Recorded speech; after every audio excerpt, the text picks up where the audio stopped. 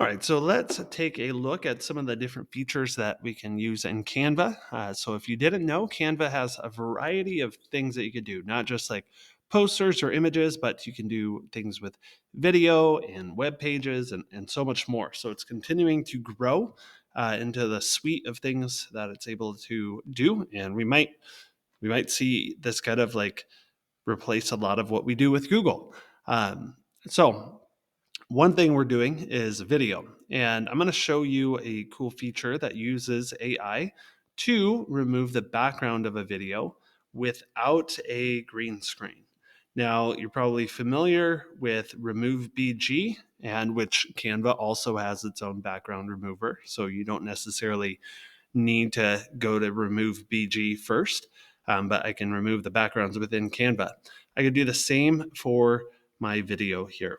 Now, the thing with video is that it's not going to be totally perfect, and there's not really any post processing I can do like with an image. So, for example, with removing the background from an image, I can always kind of erase or restore a bit more because it's static. This, because it's moving frames, I can't do that. But it does do a pretty good job. So, I have this video right here of this guy running. I'm going to press edit video, and obviously, while I'm screencasting this, it's taken a little bit longer to load. But when we click edit video, there's just a few different features that we could do in there, such as adding some filters or changing some different settings on the way it looks, things like that. But there is one called the background remover. And if I click that, it's going to process that video and try and remove what it believes to be the background. Now, the longer the video, the longer that's going to take, but it looks like we got this right here. And let's see, once we're all done right here, I'll see if I can move it over. I know recording and trying to play some videos is in the browser is a little bit rough on my device. Um, but anyway, you can kind of see the background removed right there.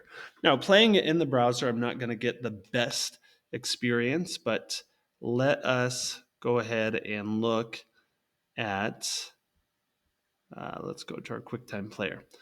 So this is what it would look like on the finished end if I downloaded the video. Hey, now there's obviously like some things in there that aren't realistic, like his angle and the way his foot's hitting the ground and things like that.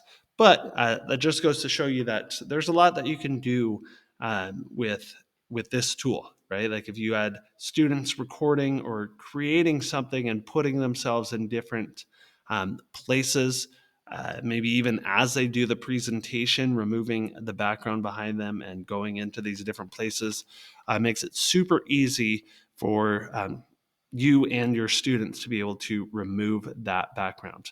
So I would encourage you to go to Canva and play with all of these different things that you could do. There's so much here.